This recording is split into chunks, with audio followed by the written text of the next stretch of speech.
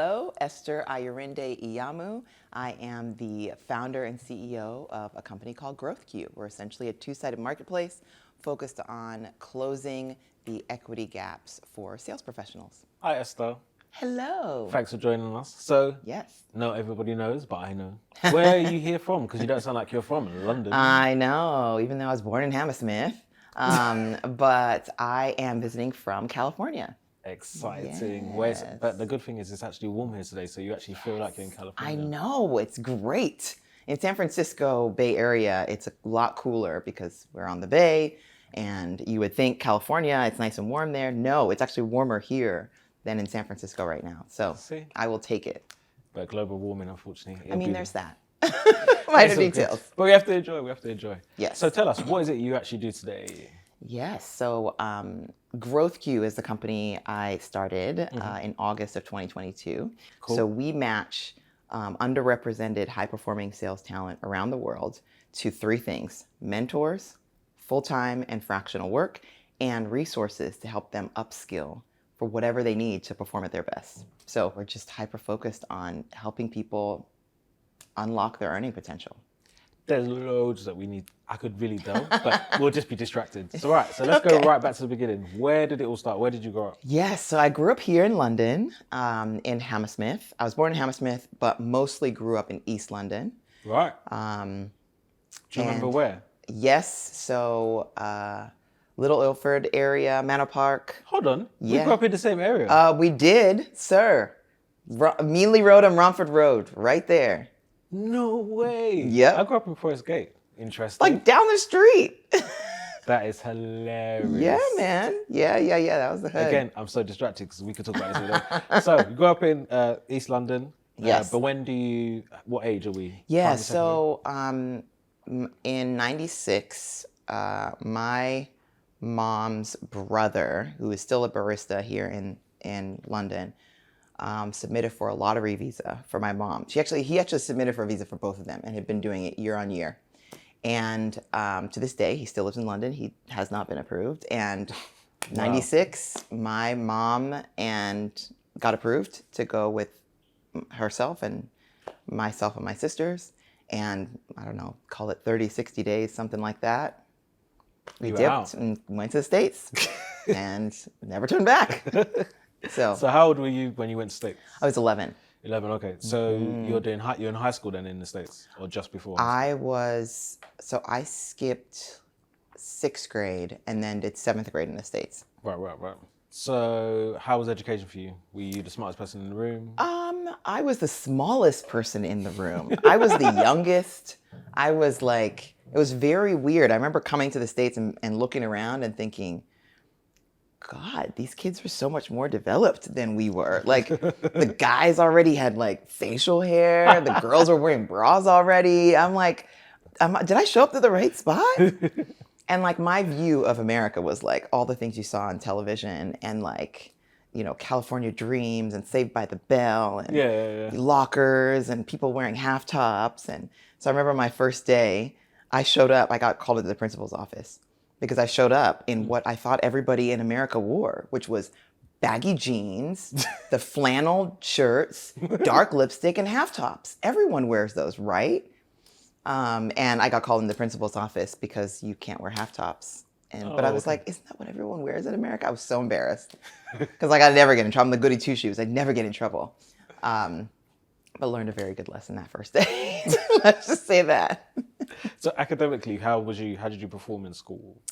I felt like school for some reason was easier in America than it was in the UK. And I don't know if that was I don't know why that was, but it just felt, it felt easier. It felt I was more interested. We were learning about different things. And I think there was also a bit of an infatuation for this new country that I was in, and a lot of the education was focused on the United States. Right. And so I was more interested, if that makes sense. Yeah, so you were like, it was derived from something that wasn't Yeah. It wasn't just, so we have to do this. Exactly. There was a curiosity there. So I don't know, I mostly had Yeah, I don't remember. I think, So you're top of the class. yeah, for the most part. I'm trying to think of when I got my first like B or C. Wow. God, When you that say must- things like that, that's when you know you're at I those levels. Yeah, that was fun No, stuff. superb. And then you choose to go to which college? So I performed pretty high until I don't say until, but I got to high school, and it wasn't until sophomore year I was like, I have to go to some of the best schools. Like, I'm Nigerian. Like, you have four choices: doctor, lawyer, engineer, or disowned. So basically, I have to go to Stanford. I have to go to Berkeley. One of these I'm going to have to go to. So, I went into one of my mentors and I was like, I have to go to Stanford or Berkeley or one of these Ivy League schools. How are we doing it? And my mentor / he was my math teacher. He's like, Esther, you're not going to college. I'm like, wait, I'm sorry, what? Well, you don't have the grade. I had the grades. I'm a good student, got the grades. I'm in all the clubs. I'm on all the teams, all the things. But you're not going to college. Like, there's no way. I'm like, how? And he goes, he's like, well, the thing is, the counselors don't tell you this, but like, if you were going to college, the classes you would have need to be taking that are precursors for the next classes and the next classes, you would have had to start that freshman year. Heck, some started in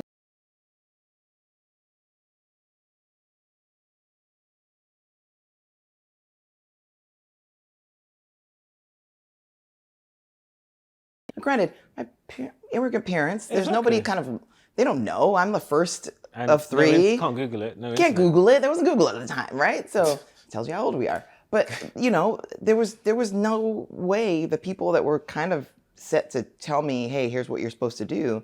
Even though you're the top performer, no one would have. No. And so he eventually was like, no, this isn't set up for you to go to college, unfortunately. So you don't even have the precursors to go and take the qualifying tests going into the next year. I'm like, well, I don't have a choice. So how do I get around it? And he eventually shared with me, well, I mean, there are some things. You can go to summer school. While most people are going to summer school to make up for failing classes, you can get in to take additional classes as well as go to community college at night. And I was like, you gotta be kidding me. So that's basically what I did. And this was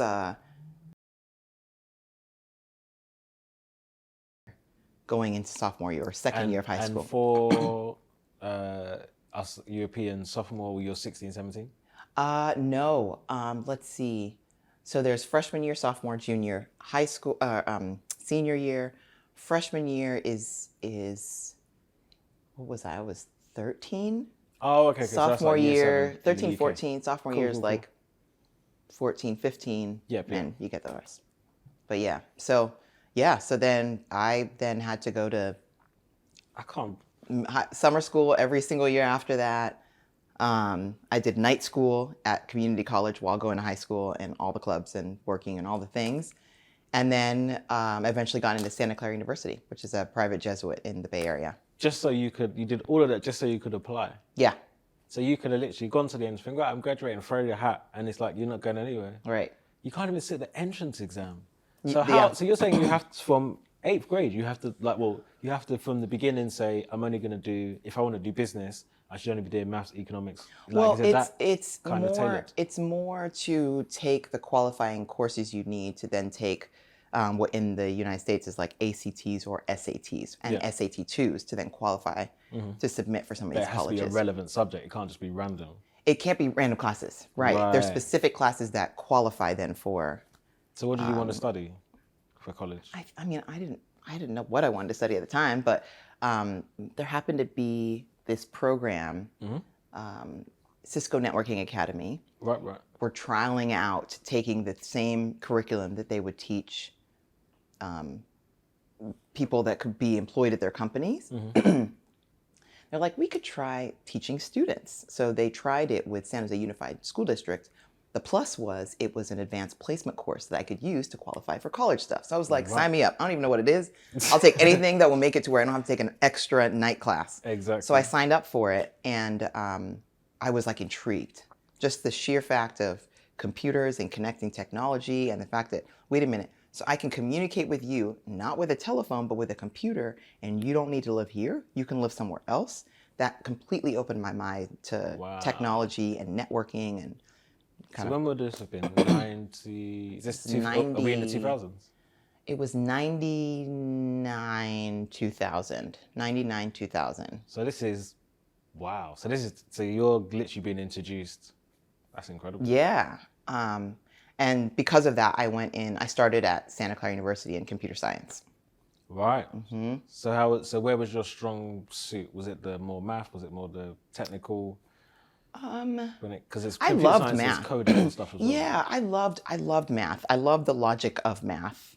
And then I loved how contextualized technology then made math. Like it made it real versus, oh, great, here's the numbers and calculus and derivatives. Oh, that's cool. But then when you see what it does, the application of it with technology, that was cool. Right. But I wasn't really fond of the classes when I got to college. Like the statistics was great. The math classes were great. As soon as I got to true like applications like C+ classes, I didn't see many people that looked like me. Yeah. I couldn't create community, and I learn in community. I learned by like putting into practice or creating community that can help like bounce ideas. Because I love this subject. Yeah. So you learn through immersion, right? Yeah. I learned through like immersion and community. Like throw me in, let me try it. But I also need to be around other peers that we can compare notes, right? I'm not a send me away and I'll just go and read a bunch of books. I will spin, right? I need to throw me in, but I want to compare with. So how do you do that? Peers. How does someone practically do that? Create peer groups. I am meticulous about building up my board of advisors, coaches, mentors, sponsors. See how I mentioned the story about going to college? Yeah. I'd set up mentors like that because I didn't have anybody forging the way and telling me what to do. So I had to go create those for myself, right? And where did that come from? Like, how did you know that you need to? I think. How does that make you know that that's how you win? I'm not sure how that's early. I think, my parents were immigrant parents. They came to the UK when they were really young. And that meant for them, they didn't have, their parents weren't here. I mean, they were in their 20s the early 20s when they had me. And so they created their own family, their own ecosystem. A bunch of other immigrants who it was cousins, brothers, they would all come. They had their house and, hey, you need someone, come stay over here. And if you can help out with this, then you can be part of our ecosystem. If you can help out with this, you can be part of our ecosystem. Right. So think of 5, 6, 20-year-olds figuring it out. And you've got this little toddler ooh, how are you doing that? And, you learn different things from different adults. Wow. And I think maybe that at an early age taught me to find a bunch of others to be in some sort of community to learn something from, or to share with each other, to help each other learn. Yeah, as opposed to just being that family that just come, you're just the immigrants and you don't have community, you just build a life. Wow. Okay, cool. So how does studies go? So you find a group of people that help you now? Yes. I definitely didn't find it in computer science classes. I was like, it's not working out. This is not fun. At the same time, I'm teaching at 3 different dance studios. I just started my first year dancing in the NFL, and I was overwhelmed. I can't do all these things and not have anybody I can turn to in this community. I know. You said NFL. Can we just stay there? So you are studying. You're supposed to be focused on your studies. Yes. You're doing computer science, which is obviously a really technical course, very challenging. And then you decide to dance at 3 dance studios. Is that your own business, or is that just? It was teaching. It was my site. It was the job. I was paid. Right. And then you decide, let me just take on something else and join the NFL. Please, and that's not just local, right? You're traveling with that. Well, with most NFL or NBA teams, you are part of local entertainment. So the dance team typically only does home games. Right. So if you're thinking of NFL season's 20 games, half of those are on the road, the other half are local. So you're only doing home games. You don't travel. How much time are we talking about that it takes to participate? I would say NFL was probably 25 to 30 hours a week on top of the 3 teaching on top of studying. And then, you can see why it's really important that there's community and and like support systems to somewhat help like doing everything. But yeah, Nigerian, so I get it. I mean, we just have to go. You forgot. There's four options: doctor, lawyer, engineer, or disowned. I started the engineer part, and if that's gonna drop, I might want to get something else together. Exactly. Which I think just comes from there's just there's a work ethic there. There's just in general Nigerian families and Nigerian people are the drive is just there. I don't care if you're CEO of a company or if you are selling peanuts on the way from the airport to Lagos. Like, that person you're going to meet on the street is a business person, and they're going to hustle, and they're going to sell, and they're going to figure out how they can grow. And absolutely. It's just, So as a whole then, education is really well. College goes well. Is that 3 years or 4 years? Do you do any work placements in between? 4 years. I didn't do any internships. I didn't have time. I was dancing in the NFL and also teaching at 3 dance studios and just trying to like keep my head above water. So I didn't do any internships. And did you know what you wanted to do next? I knew I wanted to be in business. So I switched my junior year of college from computer science to business management. Right. I just saw so many more, as I started my company when I was 19 in sophomore year, there's so many more applications that I thought would be more intentionally congruent. And so I switched. And senior year, I was like, great, I scoped out a facility. I was gonna, like, we were ready to just like scale what I thought was like the dream business back then. Little 19, whatever. I was 19, 20 years old. And then Cisco came along and had this like recruiting thing on campus. And I was like, hey, I know this company. I did this little course in high school and I was really intrigued by it. And nobody else showed up to this thing. No one could care less. Yeah. Weird. Nobody else showed up. I was like me and 3 other people from my school for their little career fair thing they did. And they were like, yo, we've never met anyone like you before. You've got to try this. I'm telling you. I'm like, I don't even know what this is. But I gave it a shot and took a bet on myself and said, all right, I'm going to close down my company and go start with this. And that's literally how it happened. Like I wasn't like, oh, I want to be in tech or I'm going to go do this job in sales. Like, it just happened. Forward thinking.